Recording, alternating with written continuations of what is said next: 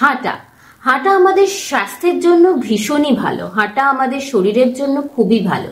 কিন্তু সেই হাঁটাটা যদি হয় খাওয়ার পরে হাঁটা, মানে ধরুন ব্রেকফাস্ট, লাঞ্চ বা ডিনারের পরে হাঁটা, তাহলে সেই হাঁটার গুণটা কিন্তু ডাবল হয়ে যায়।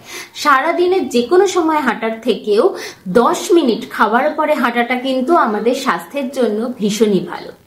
খাওয়ার পরে হাঁটাটা মেনলি যে কাজগুলো করে সেটা হলো আমাদের ডাইজেশনটাকে ইমপ্রুভ করে, তার সাথে আমাদের হজম ক্ষমতা বাড়ানোর পাশাপাশি ইনসুলিন সেন্সিটিভিটিটাকে কন্ট্রোল করে, আর যেটা করে আমাদের বডিতে যে সুগার স্পাইকটা হয় সেটাকেও কন্ট্রোল করে। আমাদের খাবারে যেহেতু মেন ইনগ্রেডিয়েন্ট হলো কার্বোহাইড্রেট, তাই খাবার খাওয়ার পরে ব্লাডে সুগার লেভেলটা বেড়ে যাওয়ার একটা খুবই চান্স থাকে। তাই খাওয়ার পরে হাঁটাটা কিন্তু সুগার স্পাইকটাকে কন্ট্রোল করে। আর এই শীতের আবহাওয়ায় তো হজমের গন্ডগোল লেগেই থাকে, তাই ডাইজেশন ইমপ্রুভ করতেও কিন্তু খাওয়ার পরে হাঁটাটা ভীষণ ইম্পর্টেন্ট। হাঁটুন, সুস্থ থাকুন।